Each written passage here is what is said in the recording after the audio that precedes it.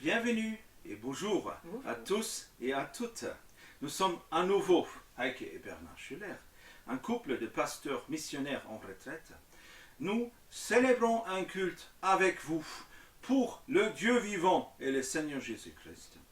Nous vous invitons à chanter avec nous, à prier chez vous, à louer Dieu là où vous êtes, pour que Dieu vous bénisse et pour qu'il vienne à votre rencontre là où vous êtes, dans le monde entier, dans votre maison ou dans votre voiture, n'importe où vous êtes. Que Dieu vous bénisse. Chantons un chant pour célébrer la présence de Dieu parmi nous. Venez le célébrer.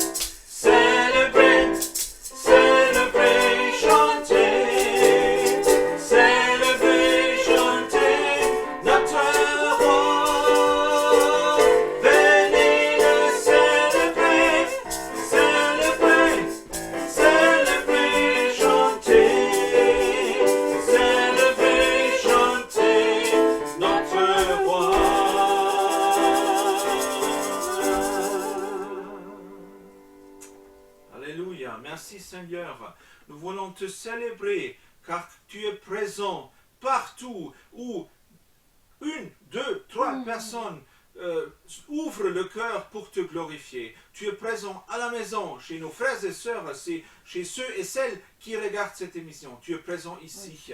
Ta présence transforme nos cœurs et nos vies. Merci Seigneur, nous te remercions. Amen. Lisons un texte pour nous encourager pour le temps de louange et de prière. L'apôtre Paul écrit aux Romains, chapitre 5, à partir du verset 1. Puisque nous avons été rendus justes devant Dieu à cause de notre foi en Jésus-Christ, et nous sommes maintenant en paix avec lui par notre Seigneur Jésus-Christ. Par Jésus, nous avons pu avoir accès à la grâce de Dieu en laquelle nous demeurons fermement. Et ce qui nous réjouit, c'est l'espoir d'avoir part à la gloire éternelle de Dieu.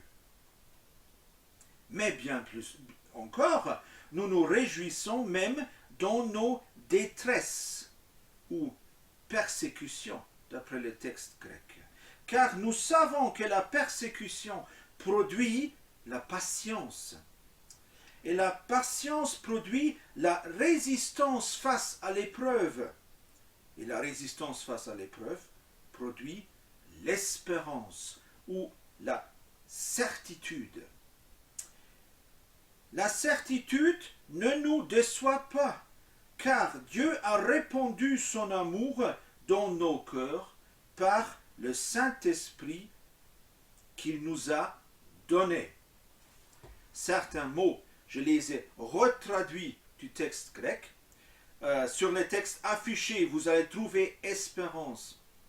En fait, traverser la persécution, traverser la détresse, crée en nous confiance en Dieu.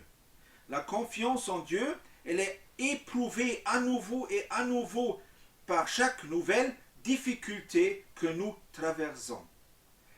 Et finalement, ce qui grandit en nous, c'est la conviction que Dieu nous aide à tous les coups à surmonter, à gagner, à être vainqueur. Et notre foi, notre espoir en Dieu grandit. Et nous avons cet espoir que nous serons comme lui, renouvelés et ressuscités pour la vie éternelle.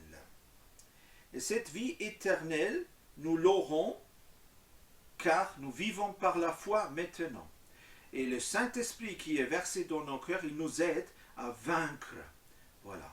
Donc, prions et chantons avec ces aspects. Dieu est là dans toute situation. Il nous permet de surmonter par sa puissance de son Saint-Esprit qui est présent dans la vie de tous et toutes qui croient en Jésus-Christ. N'hésitez pas à prier entre les chants et prenez du temps pour prier. Si vous avez besoin de prier plus, appuyez sur espace.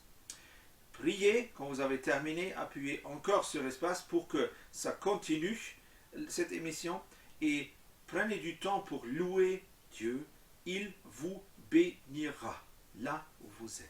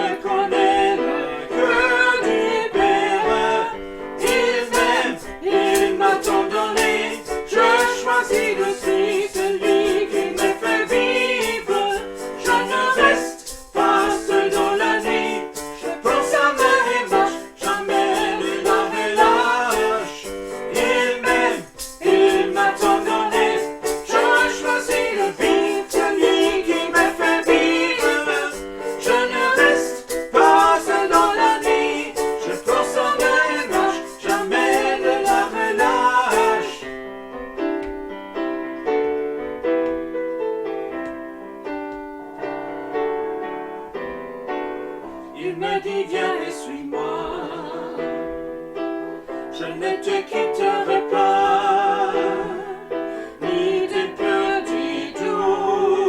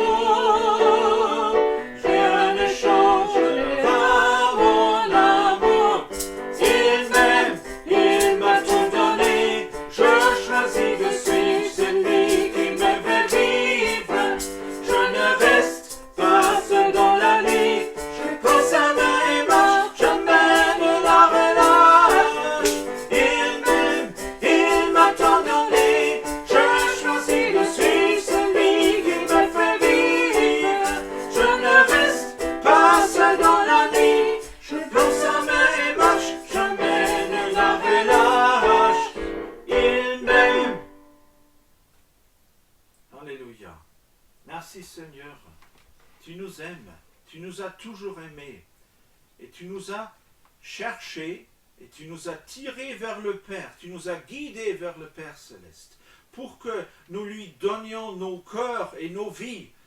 Et le Père nous a donné une nouvelle vie en toi, Seigneur Jésus-Christ, parce que tu es la nouvelle vie et tu es la vie éternelle.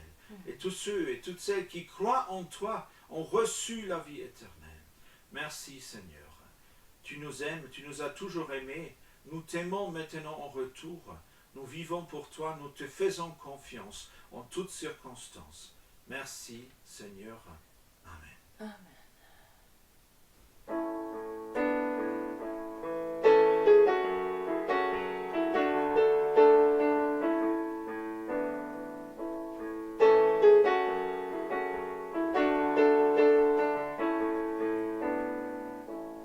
Bien avant le chant qui créa l'univers, bien avant l'esprit qui planait sur la terre, bien avant que tu me fondes de ta poussière,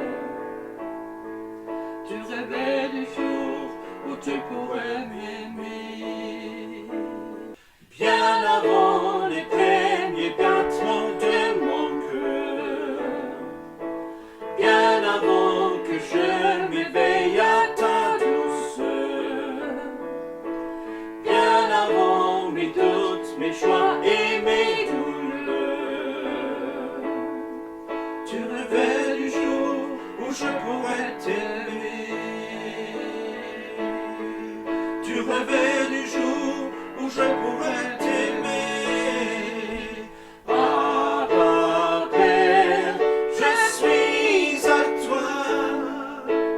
Abba Père, je suis à toi. Abba Père, je suis à toi.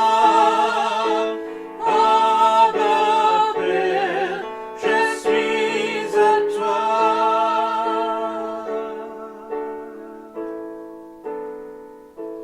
Bien avant que Jésus marche sur la terre, bien avant le Fils qui nous montre le Père, bien avant que les cieux sur moi soient ouverts, tu rêvais du jour où tu pourrais m'aimer.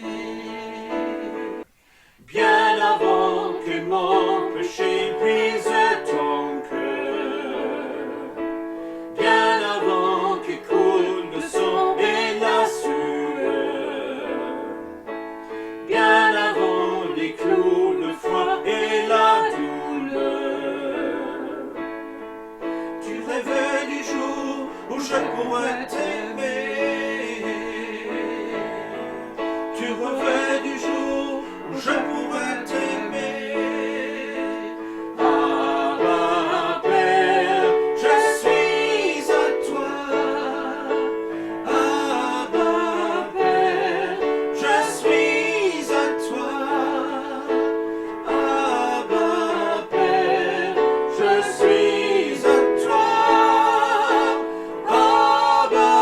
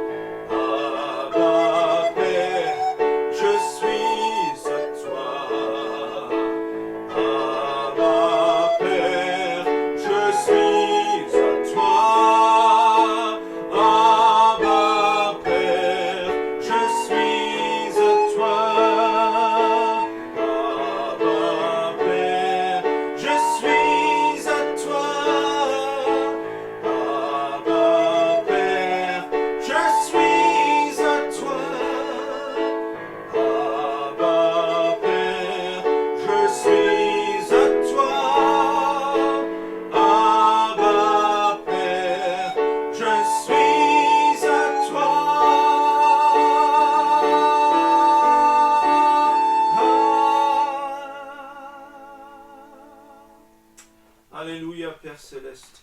Nous sommes à toi. Nous sommes tes enfants. Tu nous as renouvelés. Tu nous as nés de nouveau par ton Saint-Esprit.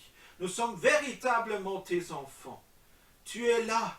Et tous ceux et toutes celles qui croient en ton nom dans le monde entier font partie de ta famille nouvelle, de ta famille céleste, de ta famille spirituelle. Merci Seigneur. Merci pour ton amour qui est valable pour tous les êtres humains de ce monde. Tous ceux et toutes celles qui accueillent Jésus-Christ peuvent devenir enfants de Dieu.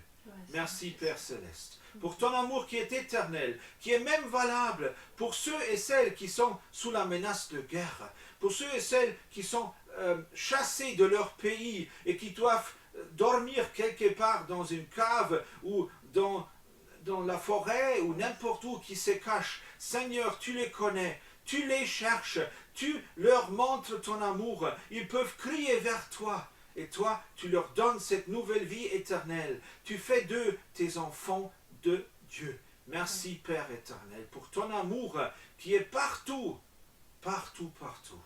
Et nous sommes à toi Père. Jésus-Christ nous a gagnés, nous a remportés en tant que prix pour toi Père éternel. Merci. Amen. Amen. Oui, merci Seigneur pour ton grand amour qui est chaque jour en nous et pour nous et dans notre vie pour nous guider Seigneur. Merci que tu nous aimes autant. Merci que tu nous conduis sur ton chemin Seigneur. Et merci que tu nous protèges et que tu nous conduis vers le ciel. Merci Seigneur que tu es notre Seigneur et notre Sauveur. Et nous t'aimons, nous te louons ce matin pour t'adorer Seigneur parce que tu es le Dieu merveilleux, le Dieu d'amour. Amen. Amen. Alléluia. Chers amis, n'hésitez pas à prononcer votre amour vers Dieu à la maison, là où vous êtes. Dieu vous écoute.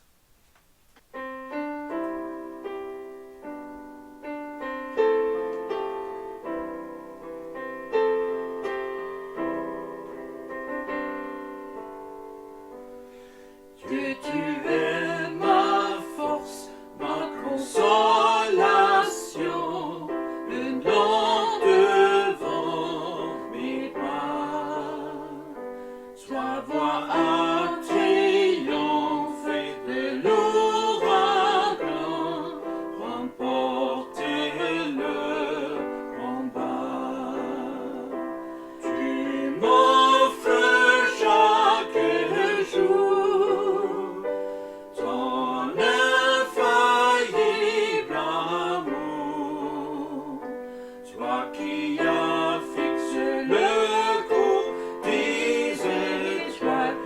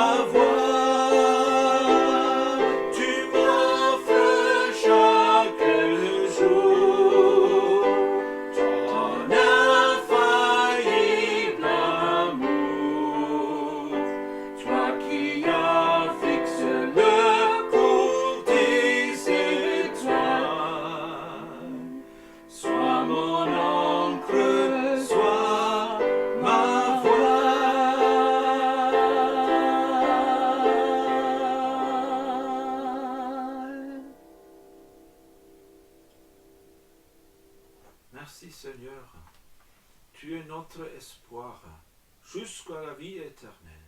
Tu es notre confiance. Nous faisons confiance en toi. À travers de toutes les difficultés, de tous les défis de cette vie, des détresses, de la persécution, des angoisses. Je ne sais pas vous, mais j'aime bien lire dans les évangiles quand Jésus enseigne. Alors, je m'imagine d'être dans la foule devant Jésus et j'essaie à comprendre ce que les gens de leur époque puissent avoir compris. Et aujourd'hui, Jésus veut nous faire comprendre le royaume des cieux, c'est-à-dire comment fonctionne le royaume de Dieu. Quelles sont ses règles, comment y parvenir, comment s'y comporter. Et parce que ce n'est pas si évident de comprendre les vérités invisibles qui sont souvent contraires à nos habitudes humaines, Jésus utilise des paraboles pour nous en parler.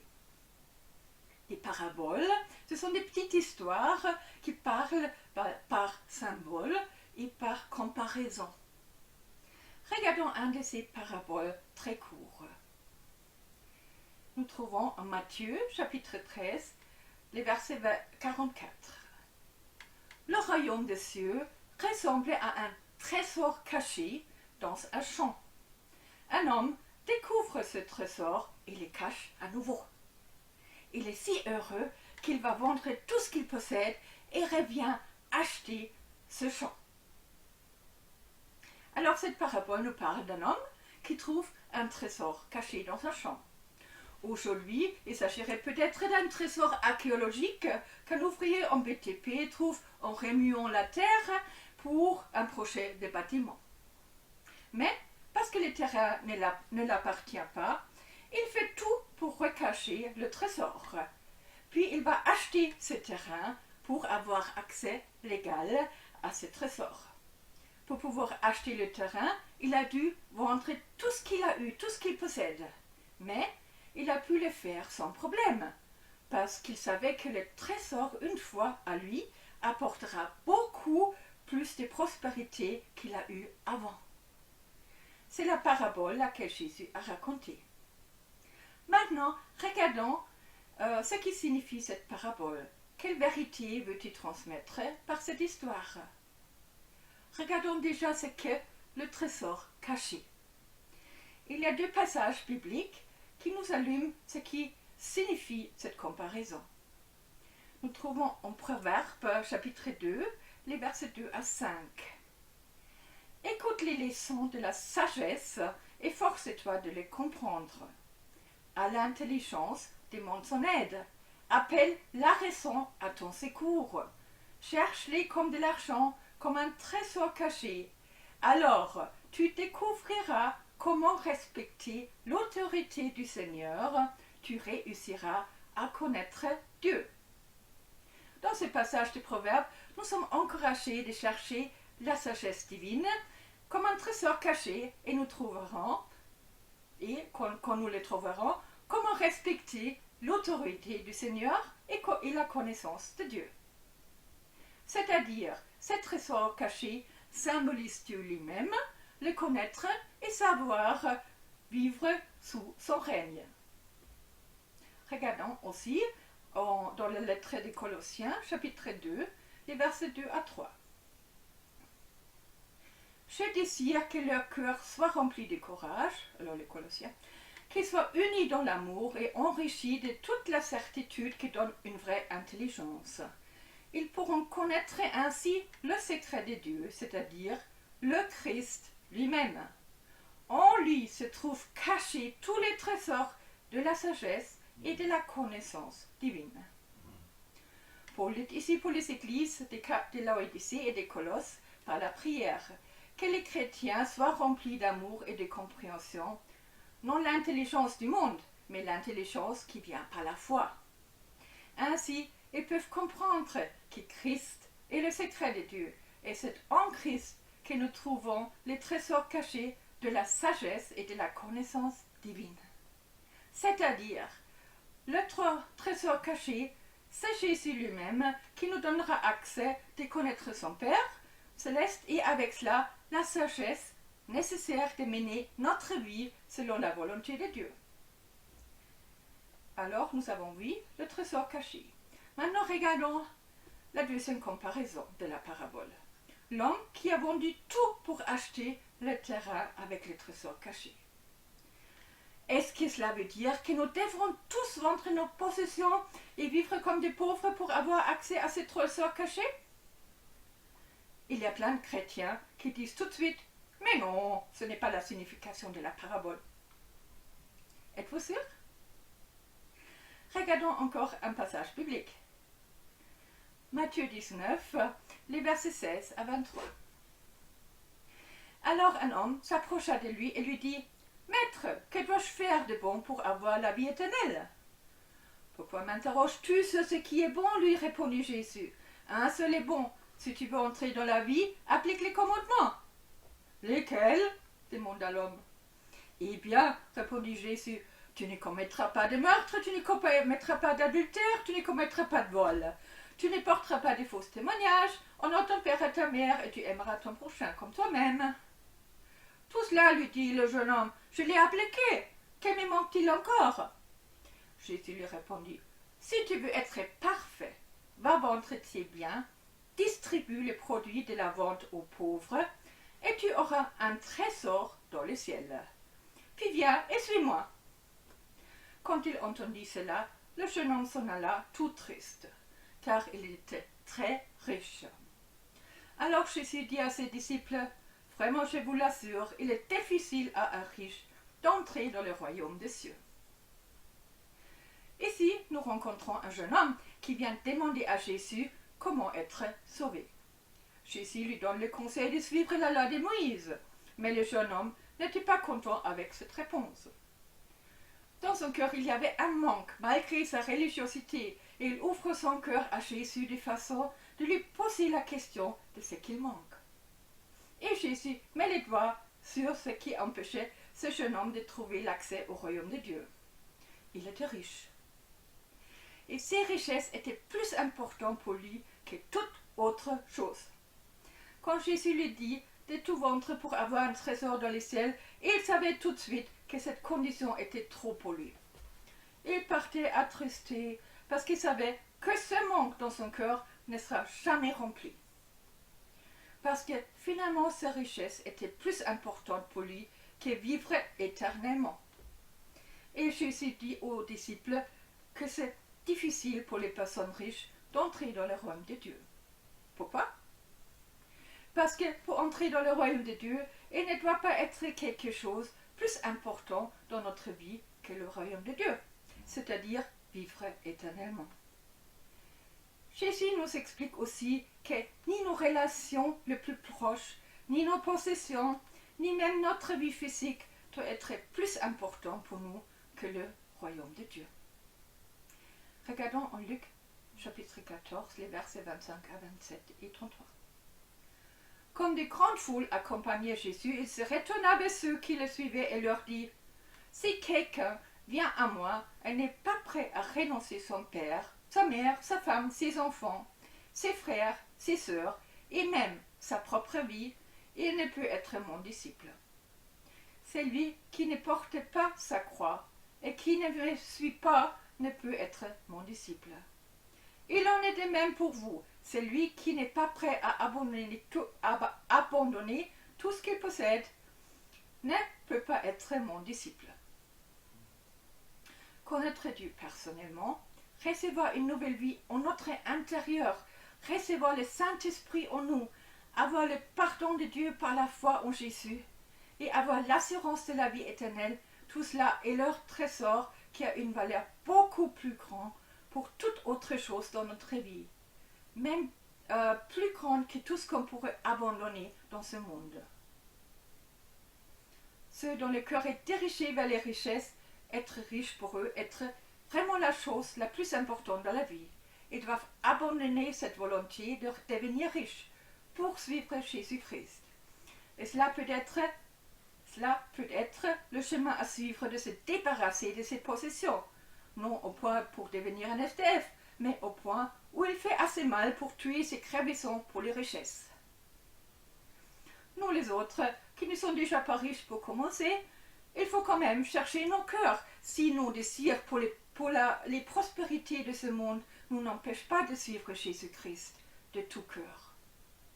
Mais regardons aussi notre cœur. Y a-t-il autre chose qui est plus important que le royaume de Dieu? Lâchons-le déjà à l'intérieur de nous-mêmes, et si le Seigneur vous conduira ainsi, abandonnez-le, En règle générale, il est suffisant de s'assurer qu'à l'intérieur, nous ne sommes pas dépendants des richesses ou des relations et de vivre avec des mains ouvertes. Dieu, tu peux me prendre ces choses, mais pendant le temps que tu me les laisses, je vais être un administrateur pour toi. Dans ma vie chrétienne, j'ai vu assez de personnes qui ont essayé à contourner cette étape de tout abandonner pour le royaume de Dieu.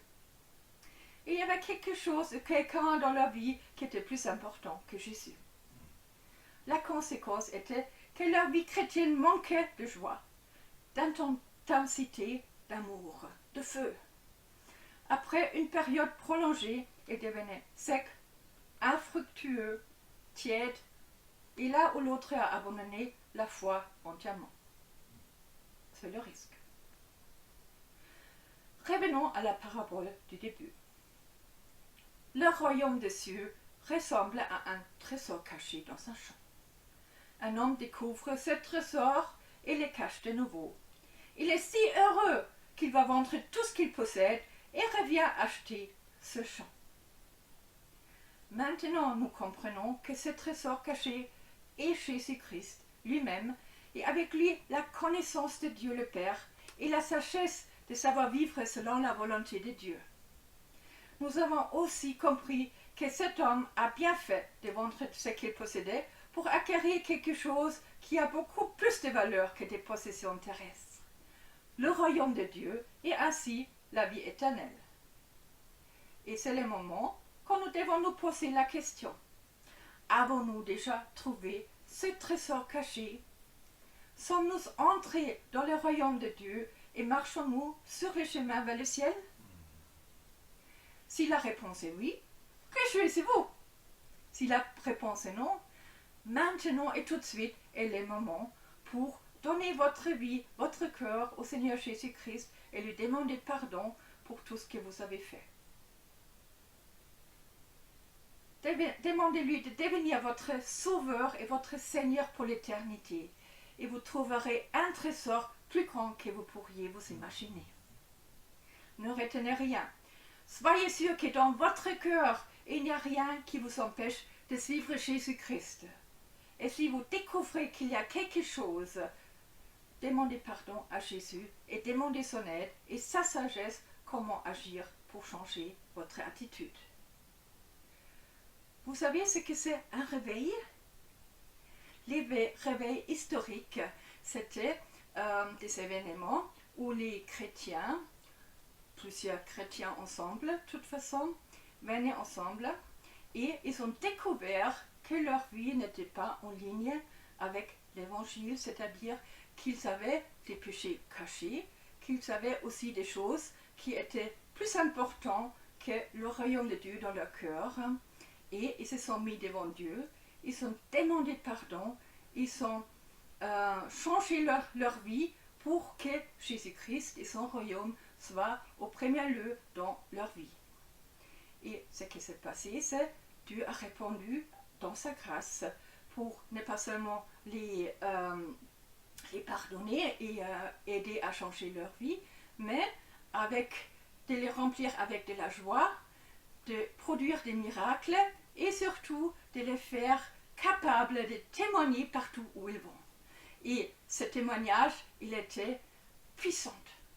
Et ce témoignage puissant, ça a vraiment ramené des personnes à l'Église, c'est-à-dire à Dieu. Et c'est ce qu'on appelle un réveil, si les chrétiens, ils changent leur vie, leur cœur, et après, ils vont témoigner aux autres pour les ramener. Alors, maintenant, si vous êtes un chrétien qui n'a pas tout abandonné au Seigneur, qui a peut-être aussi des péchés cachés, maintenant, c'est votre moment de réveil. Jésus est là, où vous êtes.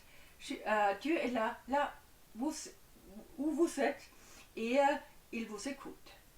Si vous voulez lui apporter ces péchés et ce manque de priorité dans votre vie, faites-le maintenant.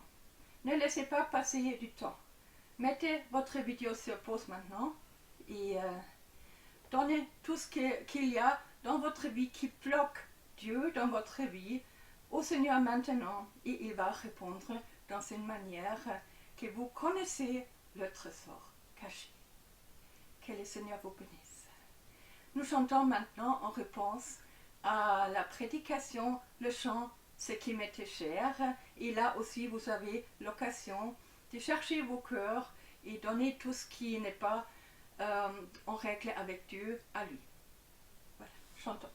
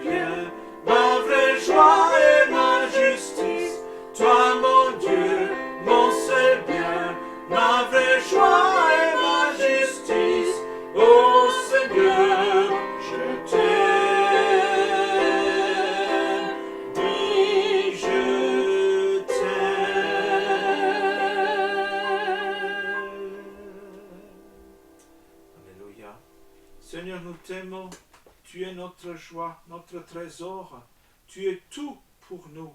Tu nous as donné la nouvelle vie, tu nous donnes tous les jours ce qu'il nous faut pour la vie. Sois glorifié, Seigneur Jésus. Reçois, Seigneur, les vies, les âmes, les cœurs de tous ceux et toutes celles qui te donnent leur vie aujourd'hui. Renouvelle-les, Seigneur, pour la nouvelle vie et la vie éternelle. Merci, Seigneur. Amen. Amen.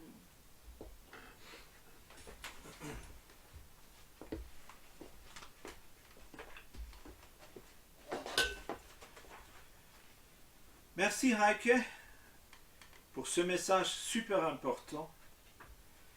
Prions maintenant pour tous ceux et toutes celles qui sont dans des difficultés, pour le peuple des Ukrainiens, dont certaines personnes très influentes voudraient bien les écraser. C'est incroyable, mais Dieu est plus grand, heureusement.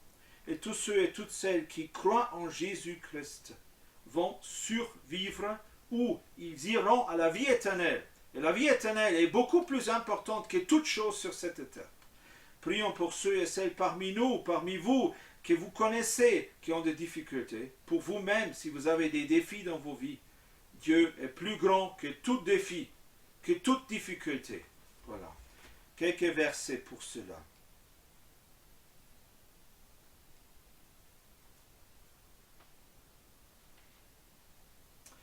Je n'ai plus la prétention d'être juste grâce à mes pratiques de la loi, car c'est par la foi au Christ que je le suis, juste devant Dieu, grâce à cette possibilité d'être juste créé par Dieu et qu'il accorde en réponse à la foi.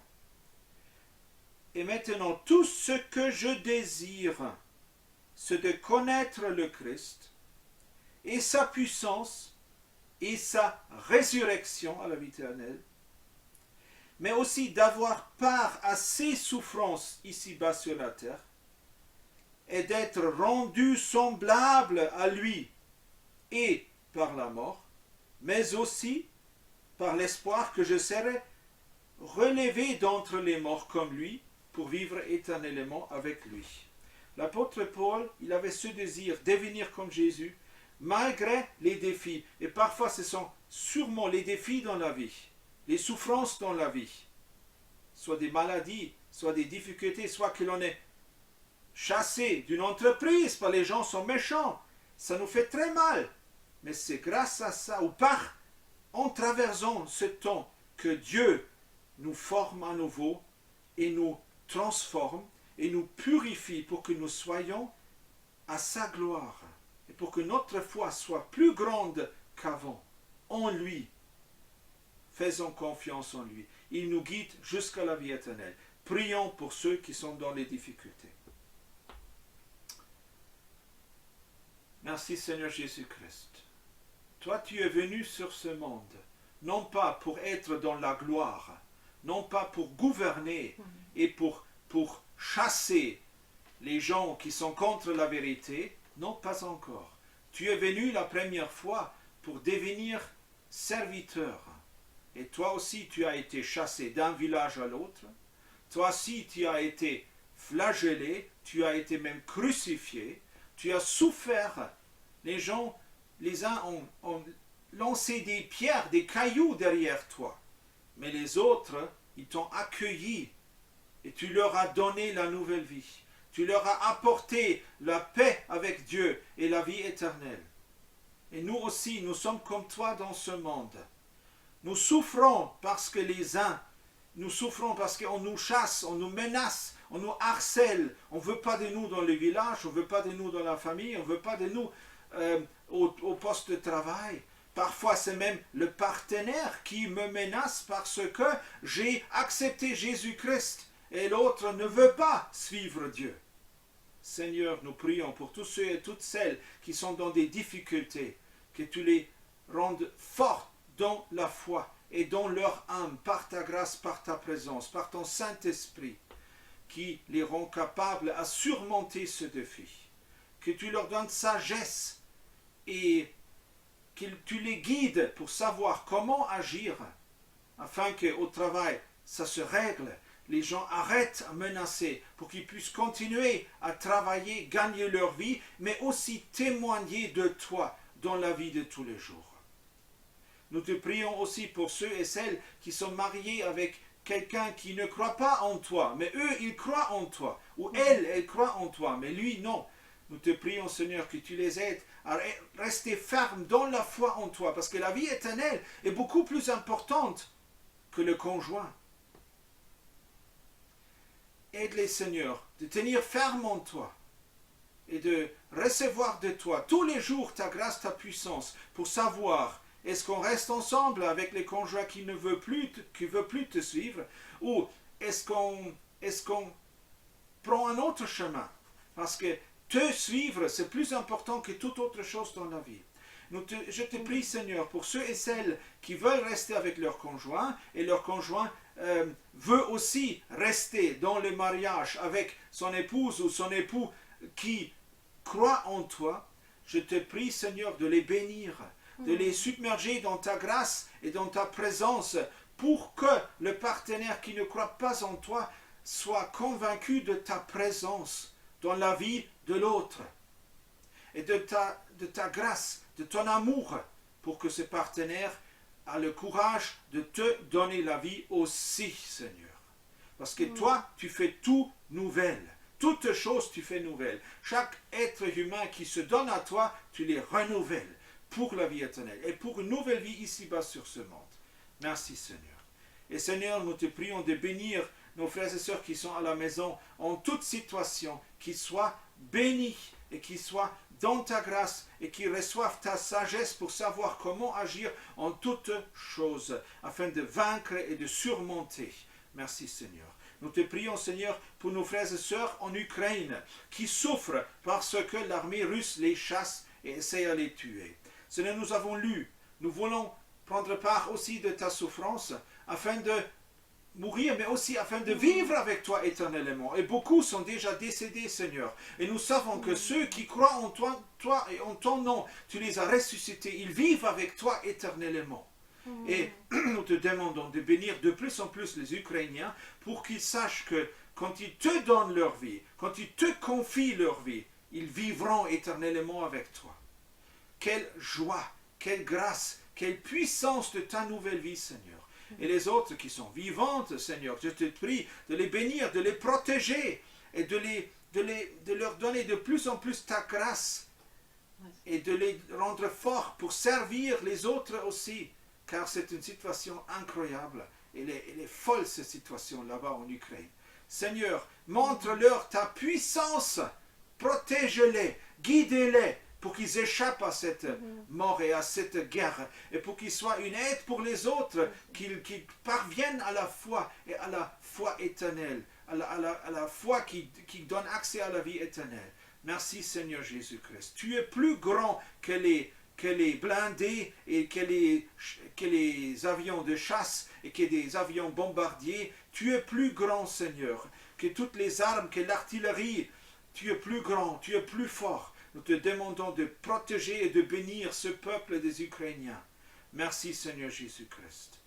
Nous te demandons aussi de commander la fin de cette guerre. Tu es le Seigneur de l'univers. Nous te demandons de commander la fin de cette guerre. Merci, Seigneur Jésus-Christ, pour que les Ukrainiens puissent reconstruire leur pays et pour que le monde entier les aide à reconstruire le pays.